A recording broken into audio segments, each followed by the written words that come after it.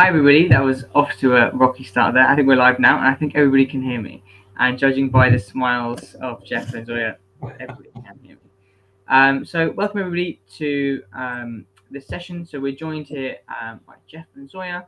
And starting off with Jeff. So Jeff is currently the Chief Operating Officer at Vitidore, and he's also a Wharton alum.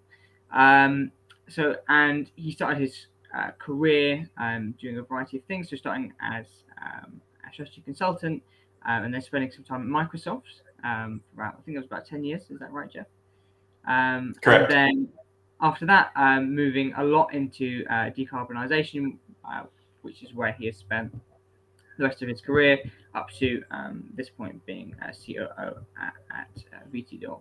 And then a quick introduction to Zoya. So Zoya has worked at QS Impact, which is a global charity for offering youth scholarships and awards for the best part of her career. And at the moment, she focuses on sustainability and experimental learning, which focuses on the challenges people face when, for example, trying to find their first job if they have came to study in the US, for example, from abroad, helping them try and get into the labour market in the respective country that they are studying in. So I hope that's a fair introduction for the both of you. And again, welcome to everybody who's listening. So the structure for today's call is just to remind everybody of our topic, first of all. So our topic is the ESG question: what do we need to do for a brighter future? And the way that we're going to structure this call for everybody listening is we're going to try and decompose that question into the past, the present, and the future. So first off, we're going to start with what did ESG mean in the past, and Zoya and Jeff are going to tell us how they've seen it change, that question change over their career, which I'm sure has been a massive change since they started. And then we're going to look at what are the biggest things that they each think are holding us back today from having a brighter future. And finally, and most importantly, we're going to try and discuss and come up with some tangible things for you listeners to take away that you guys can do, impacts that you guys can have on your own communities and things that you can do now, rather than just talking about these abstract ideas. And also, not to forget, we are really going to try and have some time for questions at the end. So maybe try and leave 10 minutes for questions at the end. So I think we have until 5 past 8, would it be in the US? I think that's me converting the time right. Zoya and I are in the UK at the moment, so we have to convert some of the time. So without further ado, Jeff, why don't we start off with you? I want you to take us back to 10 years ago, 15 years ago. What are some of the biggest changes you've seen in this ESG question over your career? Well, I have to say, when I started my career, ESG wasn't even on my radar screen. Not a topic for conversation. Certainly not even when I left Wharton and was looking for my first position out of business school. It wasn't even on anybody's radar screen at that time.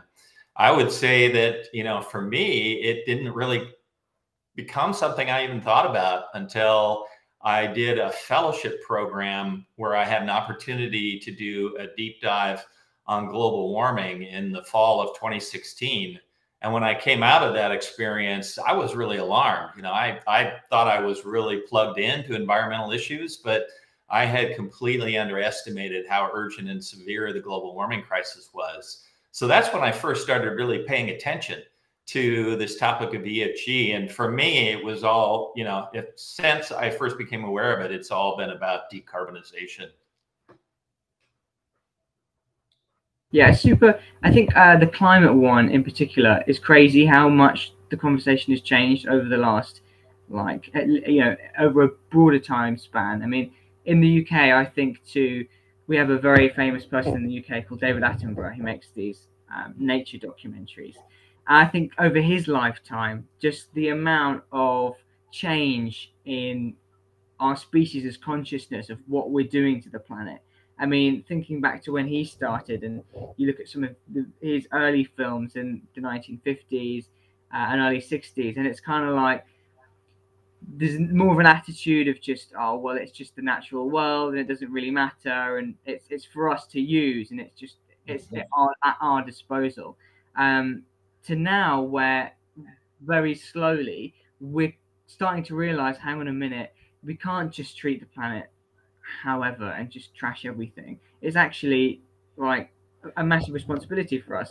And if we want to continue living the way we do, there's a massive urgency to change and be way more conscious about the way we're treating everything from the grass, the sky, the fish in the sea.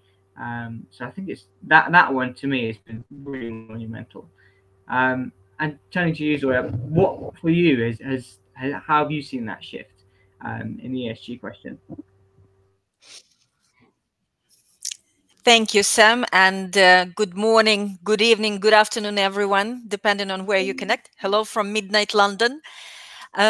Just a small correction on the introduction. Yes, indeed, I've been a part of the QS Impact charity in the last couple of years, but all the 20 plus years before that, I've been in higher education, predominantly with QS, company behind world university rankings, global data, students' insights, and a matchmaker in a way, connecting students, connecting universities, and advising governments and companies how to bridge this gap between mutual expectations, skill expectations, and to create a greater future together. So in a way, I can't say that we use the same terms like ESG, but we definitely used the logic behind them. So for us at QS, the motto hasn't changed for the last 30 years. It's all about supporting young people on the way to create impact on communities for education, career, and mobility. So if you look at the ESGs, the way companies and global organizations understand them now, you can kind of group. Probably I'm more comfortable talking about SDGs than ESGs, because also another hat I'm wearing is I'm a co-chair of the UN Prime Working Group on Climate Change and Environment. So professional deformation a little bit. So I would say that talking about environmental impact, social impact, and then identity and governance, these are the three major topics that I think were quite typical for pretty much any higher education institution. We just didn't use the same terms. But what became more apparent in the past decade, maybe like 15 years, is that the curiosity, and like I would say remote curiosity about environmental issues, about social issues, grew into the one of the decision making factors for young people when they choose a university, for young professionals when they choose the first employer. And at QS, as a data driven company, we conduct annual surveys of academics, employers, young professionals, collecting hundreds of thousands of data points from all the stakeholders. And I think that's the most visible change and dynamic we see, that say 15, 20 years ago, when probably Jeff has already finished his Wharton MBA and moved into something more exciting. But the generation that was entering business schools 15, 20 years ago was driven by career opportunities, by compensation, and by network. These were the top three answers when we would survey, again, hundreds of thousands of young professionals. When you ask them now, what's important for you when choosing a program, they won't mention compensation within top, not even top three, not even top five answers. They will all mention alignment of the values. So if the institution is aligned with how the young person feels about himself or herself, about the world, and they think, okay, this institution is I can share their values, I can relate to them. It was interesting data. They're prepared to sacrifice up to 15 or 18% of future earnings in order to go to the institution that is aligned with their values. So I think this alone is a very important data that shows you how the mind of young generation is changing. And corporate world, Yes, everybody is waving this wonderful ESG flag, and as a part of the working group on climate change, we deal with lots of organizations where greenwashing versus greenwishing is so apparent. But yeah, There's that's a lot of green uh, wishing right now. which is good. Which is good. It's just giving them, direction, and also tools to execute this green wishing That's right. before it converts into greenwashing. That's where I think we are struggling a little bit globally. I think personally, that's really tremendous that younger people now, the whole alignment of your personal values to where you work is such a bigger thing. I think that's really fantastic because it goes along with this idea that people are becoming a lot more conscious, a lot more aware of broader issues rather than just like with the climate. Once upon a time, it was all just about how much money are we making, and people, maybe even younger people at the time, didn't really think about it. So it's really brilliant now that hopefully that attitude will continue, and hopefully as these younger people who are looking to have sort of more aligned values with the places they work will continue that attitude. And when they get more senior, it will mean that these big corporations hopefully will have a bit more sort of rigor about them in terms of people won't sort of turn a blind eye when they see their organization doing something that they don't necessarily agree with. If they see their organization investing in another like coal-fired power plant, they might say, hang on a minute, I don't like this, and I'll do something about it. Or even if not the seniors doing something about it, there'll be enough juniors who want to do something about it, or at least enough competition for juniors that these companies won't want to do those kind of things in case they put off talent from joining them. So I that's a think, really, Sam, really you can also take it a little bit further, and you can now say that what we observe at universities and business schools is this dualism of some of the university's roles, where on the one hand there is someone in the university administration who is responsible for student employability and employer relationship, and at the same time this person is I don't want to use the word environmentally conscious. I think because I think it's more than environment, but let's say sustainability, SDG driven, right? And they are fighting within the university to minimize engagement with fossil fuel companies, for example. And they say, right, historically, this and that company have been recruiting at least 20% of our graduates. However, and that's where it starts actually changing from talking to doing, because their sustainability policies are just policies and not executed, or because they've done XYZ or they haven't done XYZ what they said they did. We would like to reduce engagement with them and explore relationships with different employers. And I personally would be very much interested to hear from Jeff how you in your role engage with, or maybe encourage, institutional engagement, green energy with academia, because I think that's maybe Sam jumping gun a little bit into the, what is it that's happening now? I think that's the big thing, changing the mindset of everyone, academia, students, and companies. And with students, with young people, I feel it's a little bit more dynamic because they are proactive. There are lots of grassroots initiatives. There are lots of projects where students themselves go and encourage their universities, or sometimes boycott Yeah. partners to encourage to go greener. Well, Jeff? the thing we have to do now is to get all the young people to turn their anxiety about the global warming crisis into action. And I have to say, you're going to feel a lot better if you do that, because you can just sit back and worry about it and just try to continue doing whatever it is you're doing. But that's going to lead to trouble sleeping, depression, lack of engagement with the world. I think you're going to feel a lot better about things if you find a way to get involved. And the great thing about this problem we face right now is that it affects all of us. There isn't anyone who's going to be unaffected by this crisis going forward.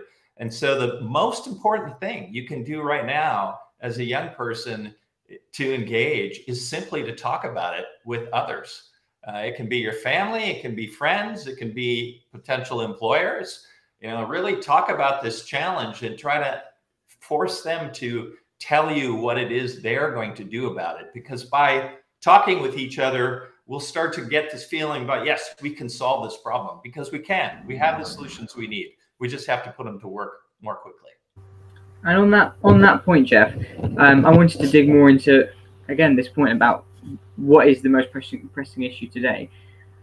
When people are talking to their friends about the climate crisis, I want to get a sense from you which aspects of the climate crisis you feel is the one which holds us back most, in terms of when we're thinking about what can help us to have a brighter future. Which factor, maybe it's corporate interests, and maybe we need to be talking about the power of these big companies to influence politicians and therefore influence regulation, or maybe it's greenwashing. Maybe we don't need to be blind. Maybe we need to be talking about how it's dangerous, how blinded we're being when a company will say they've bought an acre of land to offset the carbon, and then that acre of land gets burnt down, and 10 years later there's a car park there, and yet they're still saying it's a forest.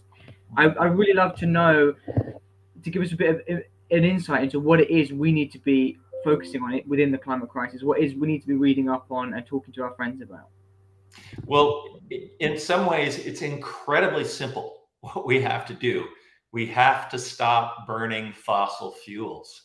And that just means every one of us has to examine our lives and identify, where is it we're burning fossil fuels? This house that I'm sitting in was entirely burning fossil fuels when we built it, because we weren't thinking about the global warming crisis at that point. We've since, in the past 5 years, we've cut 60% of our emissions as a household. And we've done it from the things you all know about. We have solar panels on the roof. We bought an electric vehicle, leased an electric vehicle, and then finally bought one after the batteries had improved a bunch. We've replaced a gas heating system with a heat pump. These are all tools that we presently have at our disposal. And, if you aren't owning your home, which many people may not, depending at what stage they're in their lifestyle. I certainly didn't own a home till I was, actually out of business school. So if you don't own a home, you should be looking for those features in a home and asking for them. You are a consumer. You have a lot of spending power. You can vote with your wallet in addition to voting with your ballot. And we need to be doing both, right? So there are ways for you to get involved right now that are in multiple dimensions. May I jump in quickly? Because Of course. I think I absolutely agree with Jeff on the fossil fuel as one of the key solutions. And I would also like to encourage those of you who are listening either on air or watching the recording, go and explore Project Drawdown. This is a very complex in a way, but at the same time, very visible tool that you can play with, and you can see which factors in business, in economy, in production, across all the aspects of social life or human life, human community, impact the temperature around the world. And yes, it's wonderful we have sustainable development goals and we've set them up, and we're not gonna reach them. I think everybody is now in agreement that it's a great goal, but it's like, it's a participation rather than winning that counts. But at the same time, I'd like to also mention two other elements and that have huge potential impact on our not just climate but overall the survival of a planet, if you wish. That's access to family planning and girls' education. And it might sound very trivial and feministic and whatever, but when you start digging and when you look at Africa and Asia, for example, right? Huge population where most women are involved in the activities that don't provide them an opportunity to get education, to make any earnings. But the simple calculation shows you that if you provide access to the family planning and educate girls, each of these elements alone equals about 400 million cars taken off the road between the period of today and 2050. So this is just a scale of impact of access to education. It's pretty much like reducing carbon dioxide, an equivalent of, correct me if I'm wrong, Jeff, I think it's about 70 gigatons overall, the impact that the simple steps will have on our planet. And two actually things to mention. For young people, there are so many wonderful opportunities you can find now available for you, absolutely free out there, to first expand your knowledge. And I'm not talking about just climate science, but in general, what's happening in the world. Go to the UN Prime Working Group. We have open trainings on climate literacy and action at least 3-4 times per year. And for each training, I have at least 400 people registering, completing this 10 hours training, and then sharing with us 4-6 months down the road how they went and impacted their organizations, communities, families. And actually, the next training is starting on Wednesday. It will be tomorrow for me. I guess it's tomorrow. It's already almost today for some of our listeners. And then that's one of the dimensions. So work with global organizations, learn from them. And another thing, and that's more related to employability and to the impact that you can bring into your future careers. You don't have to work in, I don't know, green energy or sustainable finance to make impact. As long as you become SDG literate, you can create this impact in any dimension of your activities.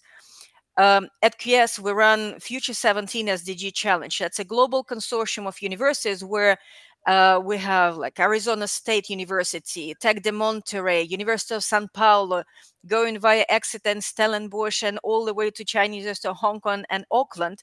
So each university selects 100 of students driven and motivated to make change, to do good in this life. And they all go and work on real life projects that we collect with companies, governments, NGOs, charities, and we match students with projects based on individual interests and skills.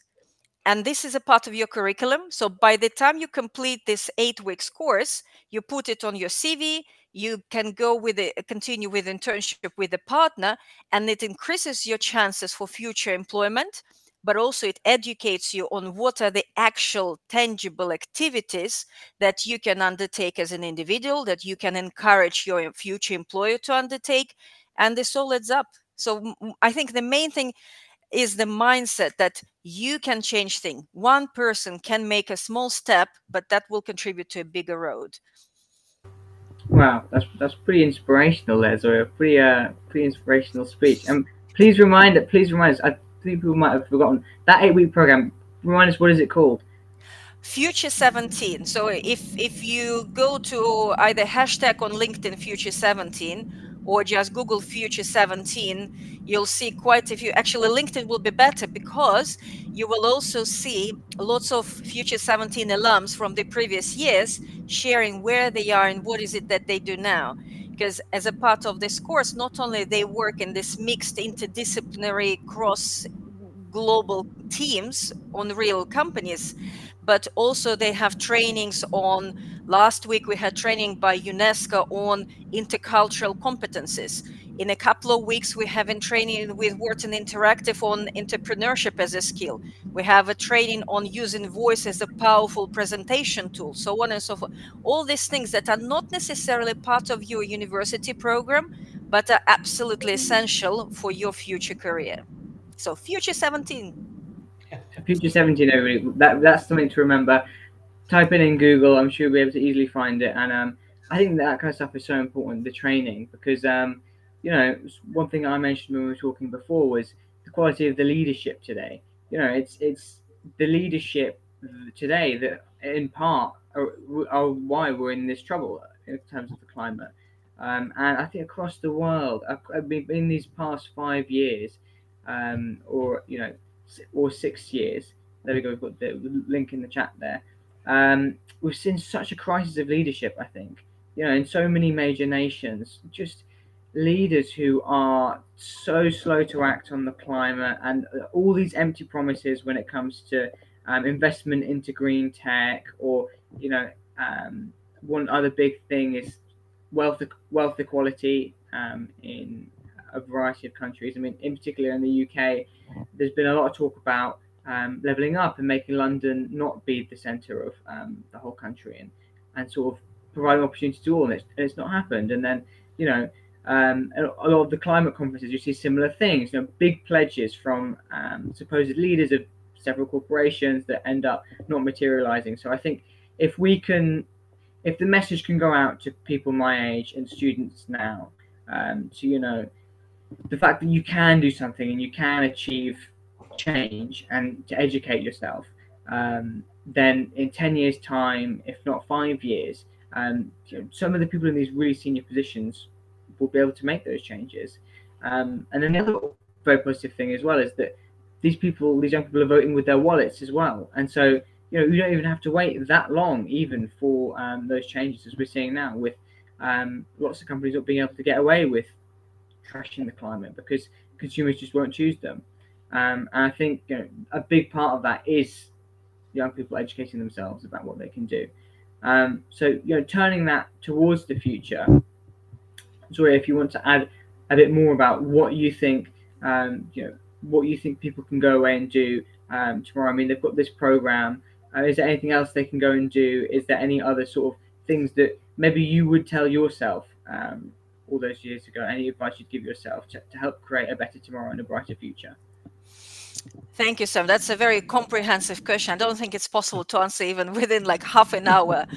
I think each one of us has it's like in the COVID theory. So there are things that are within your control, there are things that are within your influence, and there are things that are beyond your influence. So I think it's crucial for us to focus on what's within our control and what's within our influence. And Jeff mentioned the climate anxiety earlier. And this is, I believe, a very good approach. Yes, you can be stressed and you can be scared about big things happening, and you think, oh, the level of acidity of global ocean is increasing and there is nothing I can do about it. But at the same time, there are hundreds, thousands, if not millions of initiatives, big, middle, small, university-led, youth-led, international organizations-led, that do contribute to this change. And the main thing for young people is not to sit and wait when these initiatives reach out to them, but go out there, explore the ones that you can relate to as a person, and they can be very different. Like, again, a couple of examples of the projects that we work with Future 17, but also within the QS Impact charity. Child marriage in Niger, right? Talking about lack of leadership. Global North is the main source of all the crises we have at the moment. But who is paying for that? It's Global South that pays for that. So finding the right balance is one of the elements. And the fact that there are families in Africa and parts of Asia where they simply cannot afford to keep a girl within the family because they don't have means to provide food is pretty horrific. But I know we can't interact with the audience. I would normally ask, how much do you think it costs to keep an 8-year girl in the family for a year instead of giving her into this unnatural relationship? Sam, Jeff, what's your take? A couple dollars a day, so $1,000 a year. $270 a year. Okay. That's the cost of human life. And if you can find $200 more, the girl will be able to go to school, to be fed, and to have clothes for a year. So sometimes bringing these projects into the world of developed countries is enough to change the mindset and initiate people saying, you know what, yes, I can get an internship in XYZ companies in the London offices, or you can go and do something that will impact lives of a human being that is indirectly paying for your comfort of heating a house, paying for your comfort of driving an SUV in the city. And I think it's all about finding what you can do, talking to the organizations. With all due respect, they're wonderful global organizations who are raising a huge amount of funds. I'm personally a believer. I'll give money to those who I know.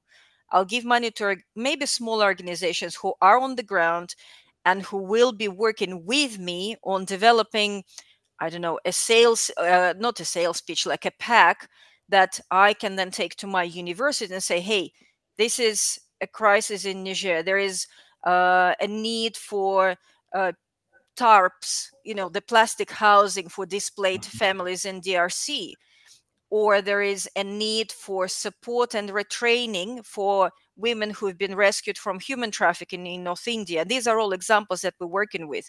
And I invite any student who is interested in any of the 17 SDGs just to come forward, go and explore what's happening within your university, because I'd like to be an optimist. I'd like to believe that every university has at least something remotely close to these impactful initiatives.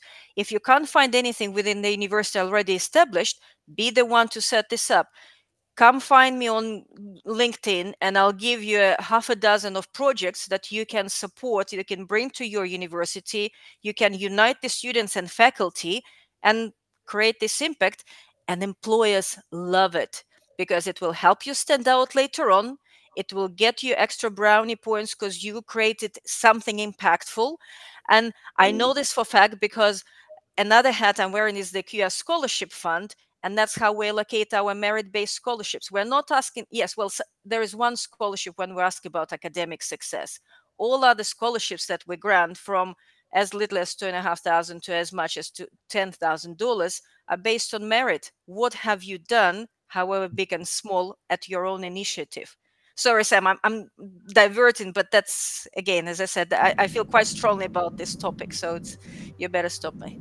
Honestly, no apologies. It's great for, yeah, I think a big danger for my generation is apathy, in this sense of it's all doom and gloom and there's nothing we can do. So the fact that you are able to talk at length about the number of things that young people can do and the hope and possibility of change is really good, because that's what people my age need to understand, is that it's not all lost. The climate doesn't have to be ruined, and global inequality doesn't have to continue. And like you said, those statistics, what was it, $280 a day, a year, a year, just changed someone's life forever.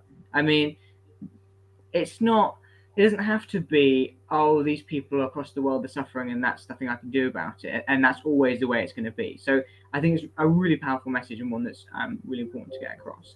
And turning to you, Jeff, as well, I'd love to know, you said that you were able to reduce your carbon footprint by, what was it, 60%?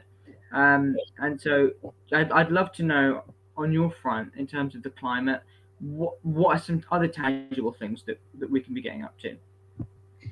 Well, the first thing I would like everybody who's listening to understand is that we already have all the solutions we need as a planet to cut our emissions in half by 2030, which is what the scientists tell us we need to do to avoid the catastrophic changes from global warming.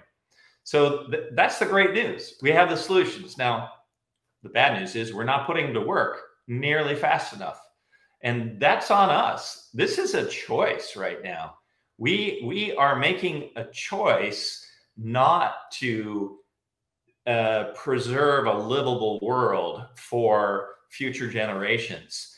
And it requires a mindset change. So you don't even have to go out and acquire new skills or new learning. There's a mindset change that you can bring to everything you do right now. And you can just ask yourself 3 simple questions. Is there some way for me to reduce the amount of consuming I'm doing. Do I really need this thing? Do I need more of this? Can I do with less of this? The second question is, can I reuse something? Can this be given to someone else to utilize when I no longer have interest in keeping it? The third thing is, can I recycle this? Can I take what it, the materials that were consumed to make it, can they go into making something else? Those three simple questions, if you just ask those when you're going about your life, you will find so many opportunities to change in ways that are going to make it more likely for us to have a livable world. And then, I repeated this, I said this earlier, but I do think that, you have a lot more power than you are giving yourself credit for in two forms. You have the power of your wallet and you have the power of your ballot. And I would say that we're not using either of those like we should be if we really want to have a livable world in the future. So it's partly just getting it done, making the change, taking the initiative, as Zoya was just mentioned. And you're going to find many different forms in which you can express that initiative, whether it's like my daughter, who is in middle school right now, she's chosen to work with homeless people.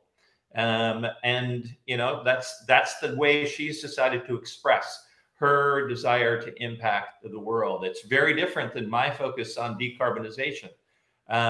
But we each have selected something that we're going to focus on that we know is an important problem to solve. And so, even if you are not inspired by the threat of global warming as something you want to specifically act on, there are many different ways for you to go out and have impact. You just have to decide to do it. And Jeff, specifically, actually, I'm quite interested in terms of changing things with your ballot. Is there anywhere in particular that's most effective? Is it simply, on election day, choosing that candidate who puts the climate first, or can you write to anyone in particular? I'm not sure how it works in the US. In the UK, so my experience here is very much shaped by my engagement with the Citizens Climate Lobby, which is just an outstanding organization that has done a great job of bringing people together to express political will. I mean, ultimately, politicians reflect what you want. You may just not be talking to them enough. It's actually quite straightforward to pick up the phone, send an email. I wouldn't recommend doing things that are as anonymous as like signing, petitions. That's not that important. It's the in-person relationship. I made a decision when I realized how much we were behind the 8 ball on global warming to change my voter registration to a different county where we happen to have some property as a family. And that worked for me. And it suddenly meant I was dealing with very different kinds of voters and representatives who were very unlike the ones that are around me right here in Seattle, Washington. And it gave me a new opportunity to go out and talk to them and start expressing my desire for them to vote in ways that would make it more likely for us to have a livable planet in the future. So there's no substitute for forming a personal relationship with your representative, stopping at their office, giving them a phone call, going more than once. It doesn't, they're not going to listen to you necessarily the first time, but if you come back and you bring friends, I guarantee you they will hear you. Exactly. And I think that's, again, it goes back to that message for the younger generation of just belief in change. It's if you have the belief that you can make an impact and you can change things, and that letter that you send or that email you send to your local representative will have an impact, you'd be really surprised about how much you can achieve. And just by saying, oh, I'll send it, and what's the worst that can happen? Or other things, if you have a great idea, you think your local community is wasting a lot of resources, maybe there's sort of a lot of food waste in your local cafe, just taking that initiative and being like, look, hi, I come to the cafe a lot, and I think if you just did this, we could save a lot of food waste. Maybe all those sandwiches I see you throwing away at the end of at 5 p.m. when you go to the cafe, give them to me, and I can drop them off at the local like homeless shelter on the way home. Just simple things, I think, Yeah. and having that self belief that you're not stupid for raising your voice and saying, "Hey, I think this could be done slightly differently," and it's not a bad thing to do that. Let me give you just a simple example that happened to me as a result of having some repeat interactions with my congressional representative in the district where I now vote. I had a chance to suggest that she read a book, and she has a lot of plane flights between Washington State and Washington, D.C. And she read the book that I suggested about agricultural revolution. And the next thing I know, I was able to get a meeting with her and the head of horticultural sciences at the university to talk about biochar. And then the next thing I know, she's supporting a bill. She got herself on the agriculture committee and she sponsored legislation to add funding to research biochar and how it could help us store carbon in the soils. So, I mean, this simple little thing that came from me suggesting that you should read a book. Zoya, you're going to say. But Jeff, can I just comment on this one? Because yeah, no, it's wonderful you gave this example, because I think it strengthens the point that it all starts from literacy, from educating your community, your peers, your colleagues about the issues, A, that there are issues, B, what these issues are, and C, what each one of us can do to address them.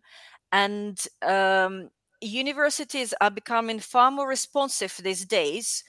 Sam, to your point, what is it that an individual young person can do? Universities are becoming far more responsive to the students who come forward and say, we would love to have a climate literacy and action training, or we run an assessment and we believe that if we reduce the size of the plates in our canteen, we will reduce our campus waste by 57,000 tons of food a year.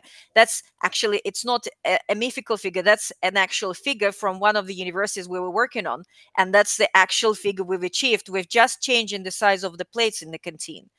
And there are many other things. Now, if young people are curious about it, there are quite a few good platforms out there that you can go and search for, and you can, depending on the country, there might be different results, but you normally would search for social impact or environmental impact frameworks or projects, and you will end up on a platform that collects examples of initiatives that different either public, private, student-led, youth-led, global-led organizations are already executing regionally, on a national level, on a global level. And you can, A, check how they do this and pick up something that might be easily applicable in your environment, or you can join some of this project and say, I haven't done it before. Can I join, see how you roll? And then I'll go and implement the same. Or you can do also another thing. As you know, many students, well, most of the students have access to Scopus or Symonds. You can simply go and look for the most cited researcher with the keyword, let's say, carbon sink or carbon offset or something else, but check not for the most productive one, not the one who writes or publishes the most. Check for the one who has been cited the most, because this shows you the real deal. This shows you the respect of the community for the impact that person had with his or her research. Yeah, and exactly, and and that summarizes a lot of really good suggestions we've had here today. And in the last 5 minutes, is there anything else, Jeff or Zoya, you'd like to add? Any final closing comments for perhaps even the conference? I'm not sure if there's a panel after this. So anything else you'd like to add for the young people today? Yeah. Find the cause you're passionate for, learn and go and drive it.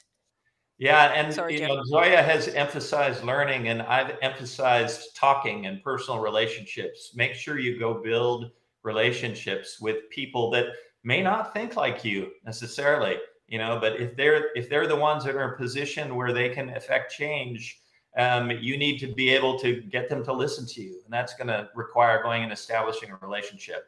So I would invest in relationships. Exactly. Exactly. So, absolutely. And can I also make a suggestion for Harsha and the team of the whole event? Track who have attended today's session and get in touch with them 6 months down the road and ask what you've learned from the session. Did it have any impact on you? Did it had any impact on your activities or behavior? Did you read, maybe, after you've listened to the session, you went and read the book, How Bad Are Bananas? Maybe you went and read the book, There Is No Planet B, and changed your patterns. I would love next year when we meet either in the same environment or in physical environment to hear also from the audience that what impact us talking about this had on them and on their behavior, because that's the snowball effect that we're all after. Exactly. So yeah, if you're listening to this, please let us know if you can follow up with any of the attendees 6 months down the line. I'd love to know about that. I mean, I'll even volunteer and let you guys know how I'm doing 6 months down the line, and what I've learned from it. So I think there's so much to be learned here, and that message is so powerful of just those little things you do, that little bit of education you can get, and you can spread it. It has such a real snowball effect, like you said, Zoya.